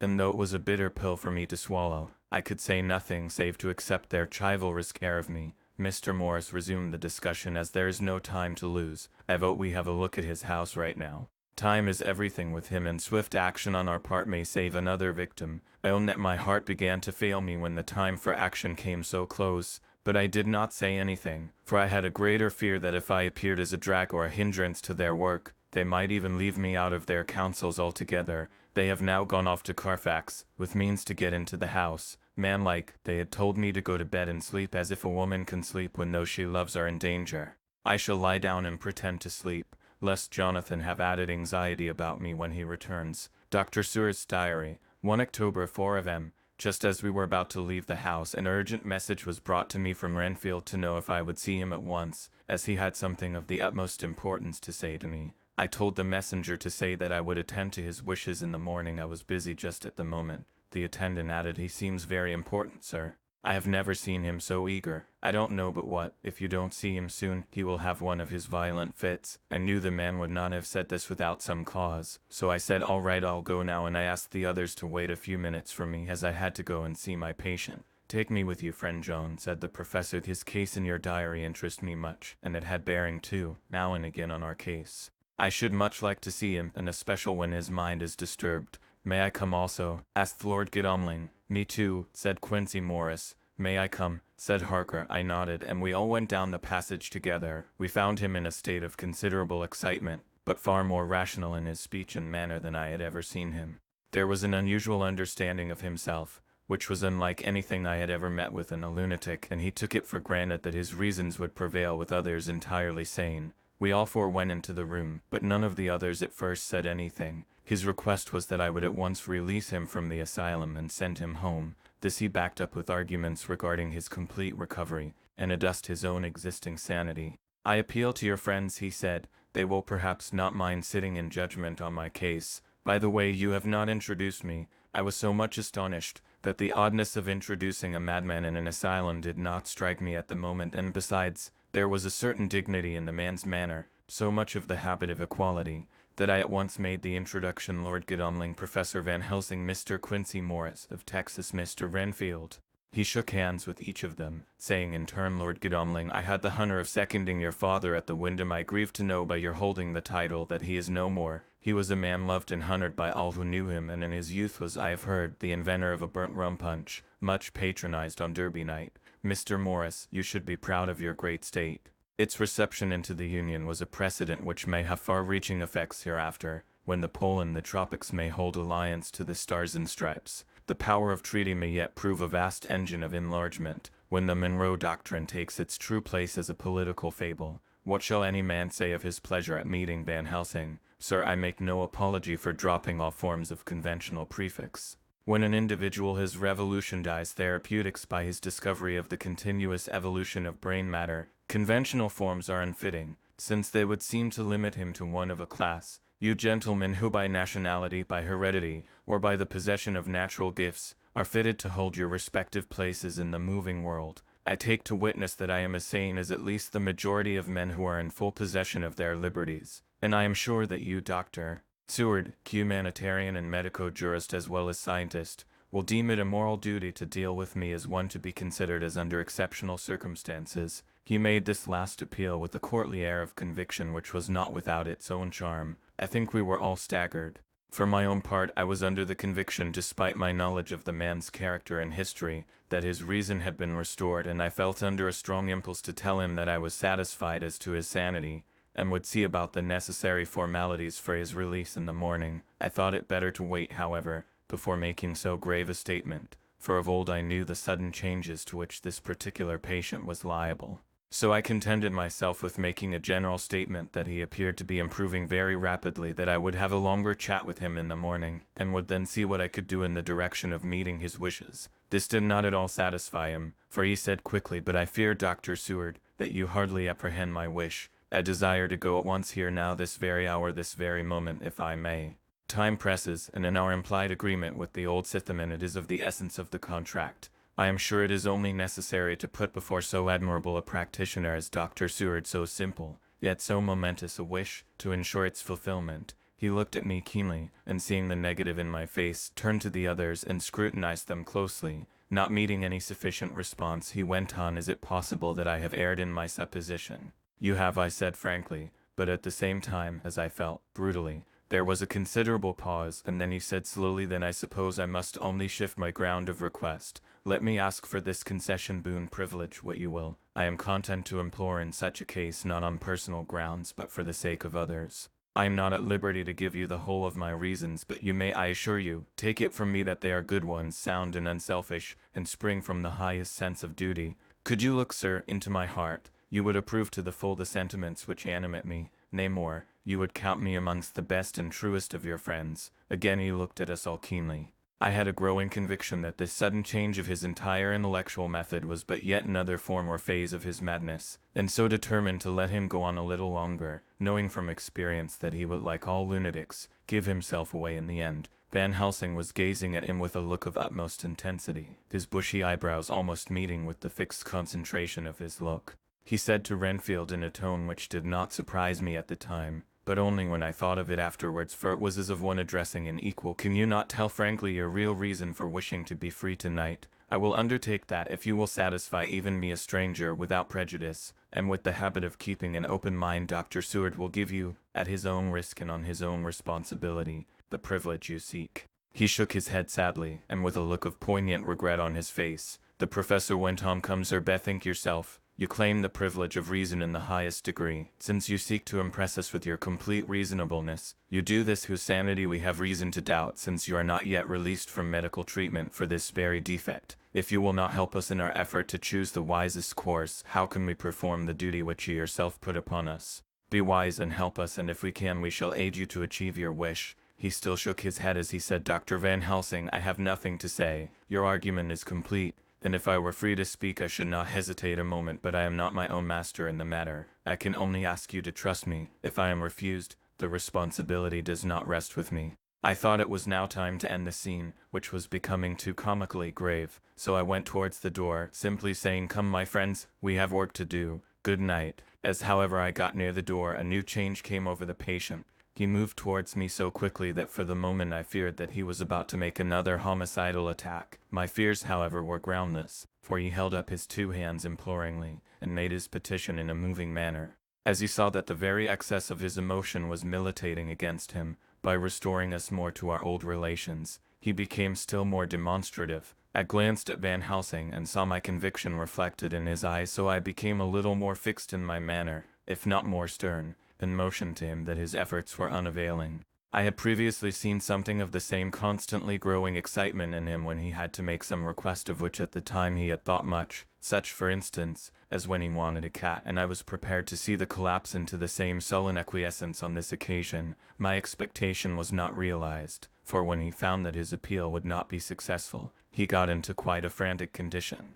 He threw himself on his knees, and held up his hands, wringing them in plaintive supplication, and poured forth a torrent of entreaty, with the tears rolling down his cheeks, and his whole face and form expressive of the deepest emotion. "Let me entreat you, Dr. Seward, Oh, let me implore you to let me out of this house at once. Send me away how you will and where you will, send keepers with me with whips and chains, let them take me in a straight waistcoat, manacled and leg ironed, even to a gale, but let me go out of this. You don't know what you do by keeping me here. I am speaking from the depths of my heart, of my very soul. You don't know whom you wrong or how, and I may not tell. Woe is me, I may not tell.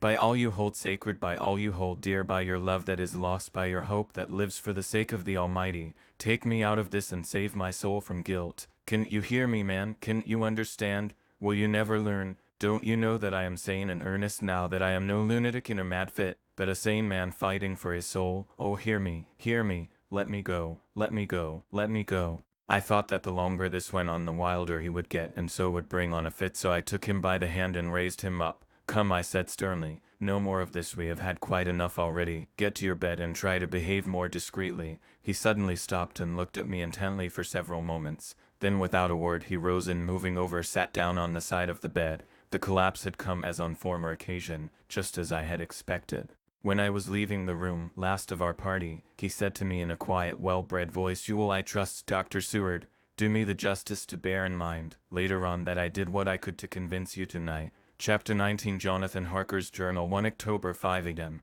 I went with the party to the search with an easy mind, for I think I never saw Mina so absolutely strong and well. I am so glad that she consented to hold back and let us men do the work. Somehow, it was a dread to me that she was in this fearful business at all, but now that her work is done, and that it is due to her energy and brains and foresight that the whole story is put together in such a way that every point tells, she may well feel that her part is finished, and that she can henceforth leave the rest to us. We were, I think, all a little upset by the scene with Mr. Renfield. When we came away from his room we were silent till we got back to the study. Then Mr. Moore said to Dr. Seward, "Say, Jack, if that man wasn't attempting a bluff, he's about the sanest lunatic I ever saw. I'm not sure, but I believe that he had some serious purpose, and if he had, it was pretty rough on him not to get a chance." Lord Godalming and I were silent. But Dr. Van Helsing added, "Friend John, you know more of lunatics than I do, and I'm glad of it, for I fear that if it had been to me to decide, I would before that last hysterical outburst have given him free. But we live and learn, and in our present task we must take no chance, as my friend Quincy would say. All is best as they are." Dr. Seward seemed to answer them both in a dreamy kind of way. "I don't know but that I agree with you. If that man had been an ordinary lunatic I would have taken my chance of trusting him, but he seems so mixed up with the Count in an indexy kind of way that I am afraid of doing anything wrong by helping his fads. I can't forget how he prayed with almost equal fervor for a cat, and then tried to tear my throat out with his teeth. Besides, he called the Count Lord and Master, and he may want to get out to help him in some diabolical way. That horrid thing has the wolves and the rats and his own kind to help him, so I suppose he isn't above trying to use a respectable lunatic. He certainly did seem earnest, though. I only hope we have done what is best. These things, in conjunction with the wild work we have in hand, help to unnerve a man." The professor stepped over and, laying his hand on his shoulder, said in his grave, kindly way, "Friend John, have no fear. We are trying to do our duty in a very sad and terrible case. We can only do as we deem best. What else have we to hope for, except the pity of the good God?" Lord Godalming had slipped away for a few minutes, but now he returned. He held up a little silver whistle, as he remarked, "That old place may be full of rats, and if so, I've got an antidote on call." Having passed the wall, we took our way to the house, taking care to keep in the shadows of the trees on the lawn when the moonlight shone out. When we got to the porch, the professor opened his bag and took out a lot of things, which he laid on the step, sorting them into 4 little groups, evidently one for each. Then he spoke, "My friends, we are going into a terrible danger, and we need arms of many kinds. Our enemy is not merely spiritual. Remember that he has the strength of 20 men, and that though our necks or our windpipes are of the common kind and therefore breakable or crushable, his are not amenable to mere strength. A stronger man, or body of men more strong in all than him, can at certain times hold him, but they cannot hurt him as we can be hurt by him. We must therefore guard ourselves from his touch. Keep this near your heart." As he spoke, he lifted a little silver crucifix and held it out to me. I, being nearest to him, "Put these flowers round your neck." Here he handed to me a wreath of withered garlic blossoms for other enemies more mundane, this revolver and this knife, and for 8 in all, these so small electric lamps, which you can fasten to your breast, and for all, and above all at the last, this, which we must not desecrate needless. This was a portion of sacred wafer which he put in an envelope and handed to me. Each of the others was similarly equipped. "Now," he said, "Friend John, where are the skeleton keys? If so that we can open the door, we need not break house by the window as before in Miss Lucy's." Dr. Seward tried one or two skeleton keys, his mechanical dexterity as a surgeon standing him in good stead. Presently he got one to suit. After a little play back and forward, the bolt yielded, and with a rusty clang shot back. We pressed on the door, the rusty hinges creaked, and it slowly opened. It was startlingly like the image conveyed to me in Dr. Seward's diary of the opening of Miss Western's tomb. I fancy that the same idea seemed to strike the others, for with one accord they shrank back. The professor was the first to move forward, and stepped into the open door. "In manus tuas Domini," he said, crossing himself as he passed over the threshold. We closed the door behind us, lest when we should have lit our lamps we should possibly attract attention from the road. The professor carefully tried the lock, lest we might not be able to open it from within should we be in a hurry making our exit. Then we all lit our lamps and proceeded on our search. The light from the tiny lamps fell in all sorts of odd forms, as the rays crossed each other, or the opacity of our bodies threw great shadows. I could not for my life get away from the feeling that there was someone else amongst us. I suppose it was the recollection so powerfully brought home to me by the grim surroundings of that terrible experience in Transylvania. I think the feeling was common to us all, for I noticed that the others kept looking over their shoulders at every sound and every new shadow, just as I felt myself doing. The whole place was thick with dust. The floor was seemingly inches deep, except where there were recent footsteps, in which on holding down my lamp I could see marks of humbails where the dust was cracked. The walls were fluffy and heavy with dust, and in the corners were masses of spiders' webs, wherein the dust had gathered till they looked like old tattered rags as the weight had torn them partly down. On a table in the hall was a great bunch of keys, with a time yellowed label on each. They had been used several times, for on the table were several similar rents in the blanket of dust, similar to that exposed when the professor lifted them. He turned to me and said, "You know this place, Jonathan. You have copied maps of it, and you know it at least more than we do. Which is the way to the chapel?" I had an idea of its direction, though on my former visit I had not been able to get admission to it, so I led the way, and after a few wrong turnings found myself opposite a low arched oaken door, ribbed with iron bands. "This is the spot," said the professor as he turned his lamp on a small map of the house, copied from the file of my original correspondence regarding the purchase. With a little trouble we found the key on the bunch and opened the door. We were prepared for some unpleasantness, for as we were opening the door a faint malodorous air seemed to exhale through the gaps. But none of us ever expected such an odor as we encountered.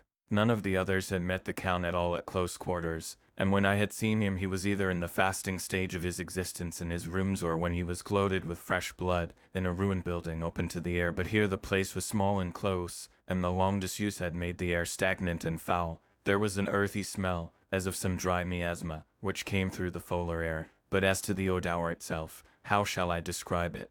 It was not alone that it was composed of all the ills of mortality and with the pungent, acrid smell of blood, but it seemed as though corruption had become itself corrupt. Faugh, it sickens me to think of it. Every breath exhaled by that monster seemed to have clung to the place and intensified its loathsome poisons. Under ordinary circumstances such a stench would have brought our enterprise to an end, but this was no ordinary case. Then the high and terrible purpose in which we were involved gave us a strength which rose above merely physical considerations. After the involuntary shrinking consequent on the first nauseous whiff, we one and all set about our work as though that loathsome place were a garden of roses.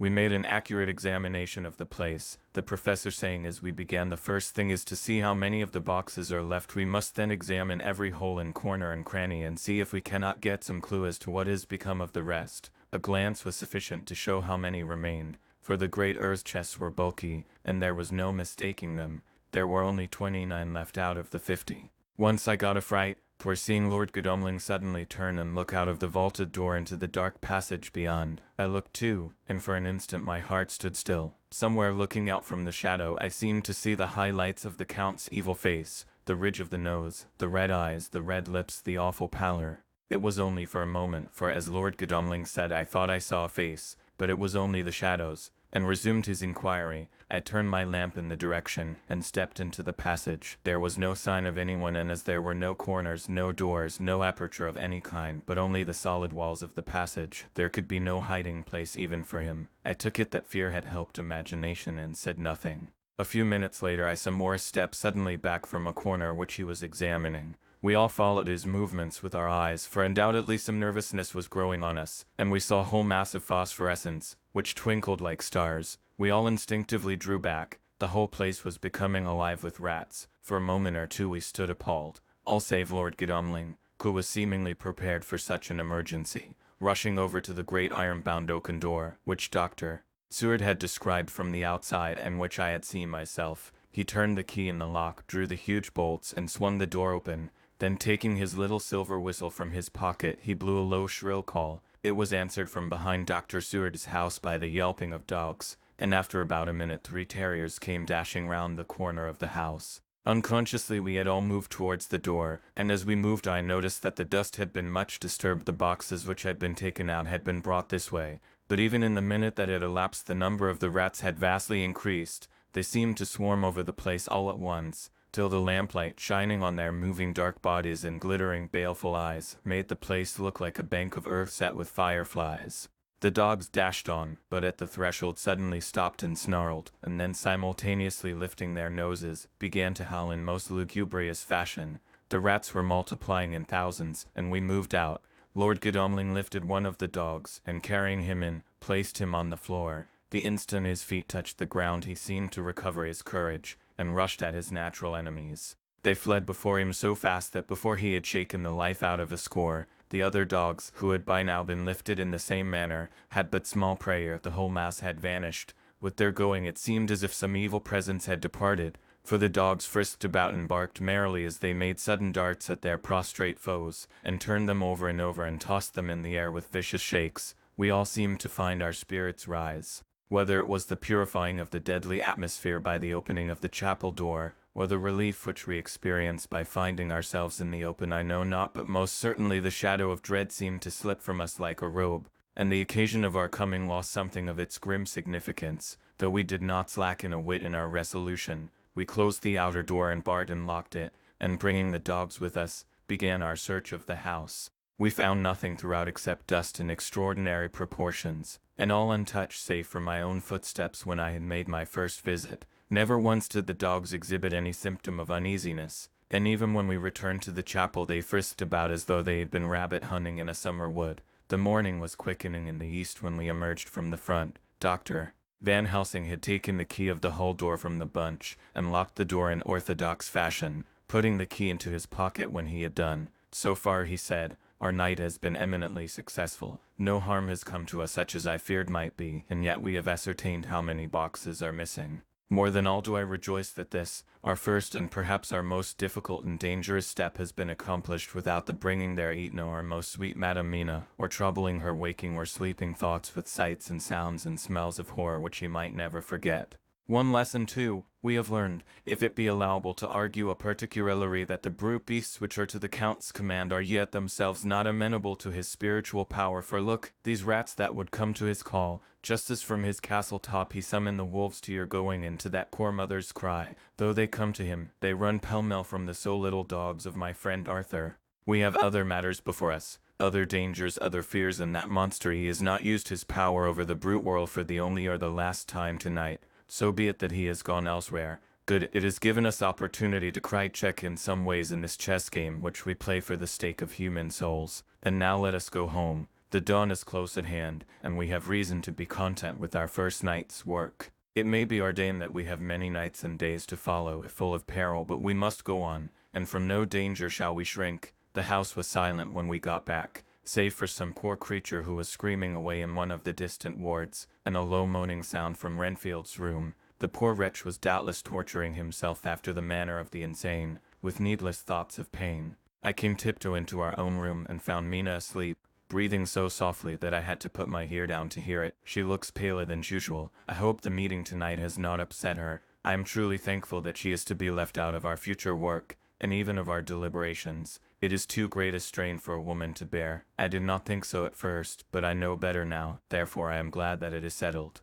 There may be things which would frighten her to hear, and yet to conceal them from her might be worse than to tell her if once she suspected that there was any concealment. Henceforth our work is to be a sealed book to her, till at least such time as we can tell her that all is finished, and the earth free from a monster of the nether world. I dare say it will be difficult to begin to keep silence after such confidence as ours, but I must be resolute, and tomorrow I shall keep dark over tonight's doings, and she'll refuse to speak of anything that has happened. I rest on the sofa so as not to disturb her. 1 October later, I suppose it was natural that we should have all overslept ourselves, for the day was a busy one, and the night had no rest at all. Even Mina must have felt its exhaustion, for though I slept till the sun was high, I was awake before her, and had to call 2 or 3 times before she awoke. Indeed, she was so sound asleep that for a few seconds she did not recognize me, but looked at me with a sort of blank terror, as one looks who has been waked out of a bad dream. She complained a little of being tired, and I let her rest till later in the day.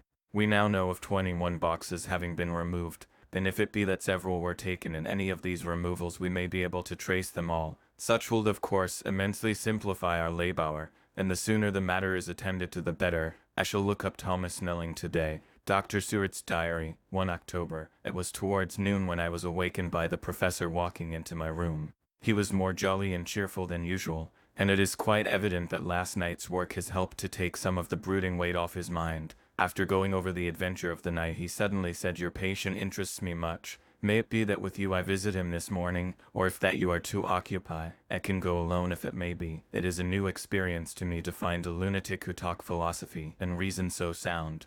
I had some work to do which pressed, so I told him that if he would go alone I would be glad, as then I should not have to keep him waiting, so I called an attendant and gave him the necessary instructions. Before the professor left the room I cautioned him against getting any false impression from my patient, but he answered, "I want him to talk of himself and of his delusion as to consuming live things." He said to Madame Mina, as I see in your diary of yesterday, that he had once had such a belief. "Why do you smile, friend John?" "Excuse me," I said, "but the answer is here." I laid my hand on the typewritten matter. When our sane and learned lunatic made that very statement of how he used to consume life, his mouth was actually nauseous with the flies and spiders which he had eaten just before Mrs. Harker entered the room. Van Helsing smiled in turn. "Good," he said. "Your memory is true, friend John. I should have remembered.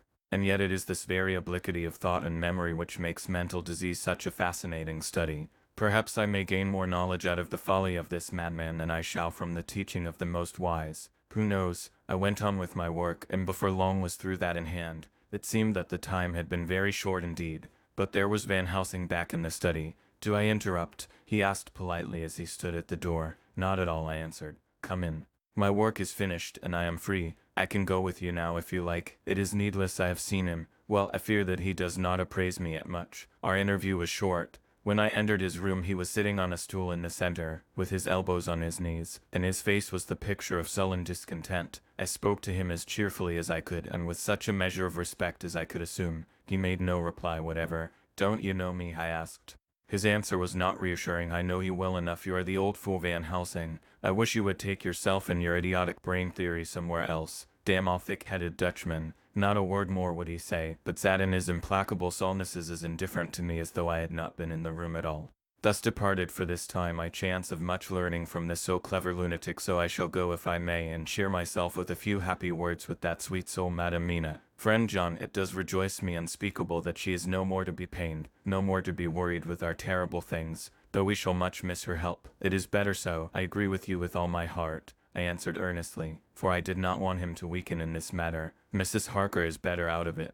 Things are quite bad enough for us, all men of the world, and who have been in many tight places in our time, but it is no place for a woman, and if she had remained in touch with the affair, it would in time infallibly have wrecked her. So Van Helsing has gone to confer with Mrs. Harker, and Harker, Quincy, and Art are all up following up the clues as to the earth boxes. I shall finish my round of work, and we shall meet tonight. Mina Harker's Journal. 1 October. It is strange to me to be kept in the dark as I am today after Jonathan's full confidence for so many years, to see him manifestly avoid certain matters, than those the most vital of all. This morning I slept late after the fatigues of yesterday, and though Jonathan was late too, he was the earlier. He spoke to me before he went out, never more sweetly or tenderly, but he never mentioned a word of what had happened in the visit to the Count's house. And yet he must have known how terribly anxious I was. Poor dear fellow, I suppose it must have distressed him even more than it did me. They all agreed that it was best that I should not be drawn further into this awful work, and I acquiesced. But to think that he keeps anything from me, and now I am crying like a silly fool,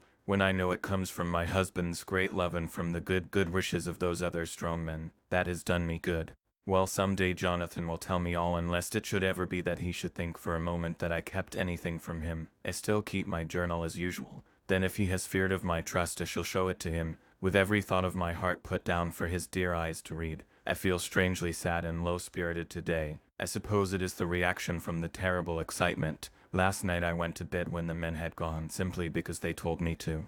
I didn't feel sleepy, and I did feel full of devouring anxiety. I kept thinking over everything that has been ever since Jonathan came to see me in London, and it all seems like a horrible tragedy, with fate pressing on relentlessly to some destined end. Everything that one does seems, no matter how right it may be, to bring on the very thing which is most to be deplored. If I hadn't gone to Whitby, perhaps poor dear Lucy would be with us now. She hadn't taken to visiting the churchyard till I came, and if she hadn't come there in the daytime with me, she wouldn't have walked there in her sleep, and if she hadn't gone there at night and asleep, that monster couldn't have destroyed her as he did. Oh, why did I ever go to Whitby? There now, crying again. I wonder what has come over me today. I must hide it from Jonathan, for if he knew that I had been crying twice in one morning, I who never cried on my own account, and whom he has never caused to shed a tear, the dear fellow would fret his heart out. I shall put a bold face on, and if I do feel weepy, he shall never see it. I suppose it is one of the lessons that we poor women have to learn. I can't quite remember how I fell asleep last night. I remember hearing the sudden barking of the dogs and a lot of queer sounds, like praying on a very tumultuous scale, from Mr. Renfield's room, which is somewhere under this, and then there was silence over everything, silence so profound that it startled me, and I got up and looked out of the window. All was dark and silent, the black shadows thrown by the moonlight seeming full of a silent mystery of their own. Not a thing seemed to be stirring, but all to be grim and fixed as death or fate, so that a thin streak of white mist, that crept with almost imperceptible slowness across the grass towards the house, seemed to have a sentience and a vitality of its own. I think that the digression of my thoughts must have done me good, for when I got back to bed I found the lethargy creeping over me. I lay a while, but could not quite sleep, so I got out and looked out of the window again. The mist was spreading and was now close up to the house, so that I could see it lying thick against the wall as though it were stealing up to the windows. The poor man was more loud than ever, and though I could not distinguish a word he said, I could in some way recognize in his tones some passionate entreaty on his part. Then there was the sound of a struggle, and I knew that the attendants were dealing with him. I was so frightened that I crept into bed and pulled the clothes over my head, putting my fingers in my ears. I was not then a bit sleepy, at least so I thought, but I must have fallen asleep, for except dreams I do not remember anything until the morning when Jonathan woke me. I think that it took me an effort and a little time to realize where I was, and that it was Jonathan who was bending over me. My dream was very peculiar and was almost typical of the way that waking thoughts become merged in or continued in dreams. I thought that I was asleep and waiting for Jonathan to come back. I was very anxious about him, and I was powerless to act. My feet and my hands and my brain were weighted, so that nothing could proceed at the usual pace, and so I slept uneasily in thought.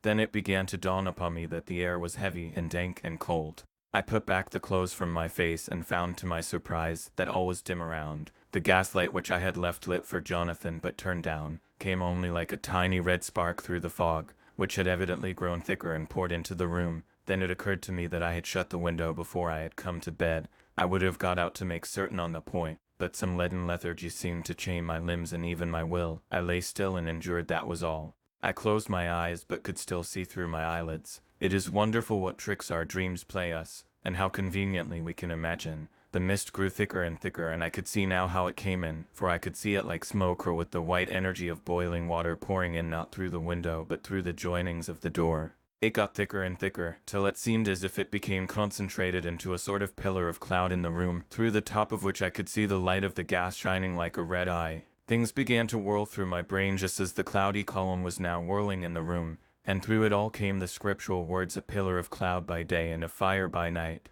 Was it indeed some such spiritual guidance that was coming to me in my sleep?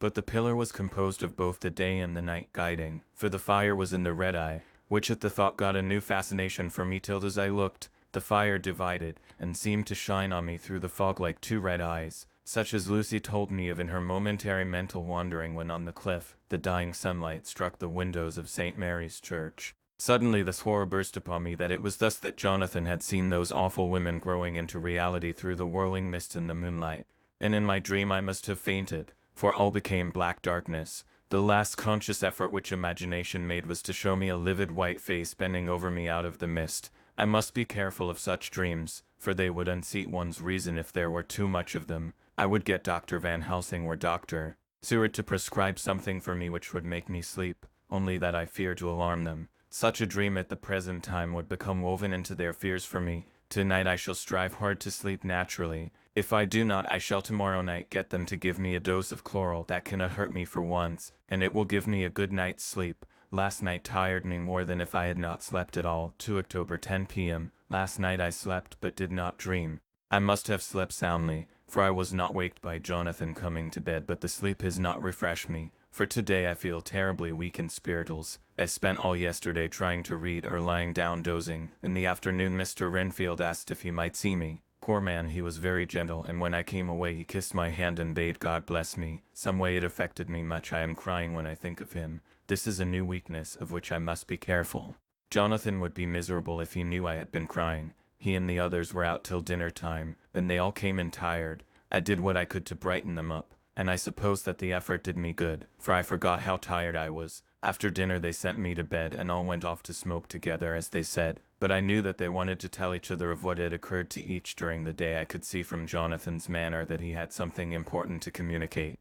I was not so sleepy as I should have been, so before they went I asked Dr. Seward to give me a little opiate of some kind, as I had not slept well the night before. He very kindly made me up a sleeping draught, which he gave to me, telling me that it would do me no harm, as it was very mild. I have taken it, and am waiting for sleep, which still keeps aloof. I hope I have not done wrong, for as sleep begins to flirt with me, a new fear comes that I may have been foolish in thus depriving myself of the power of waking. I might want it. Here comes sleep. Good night.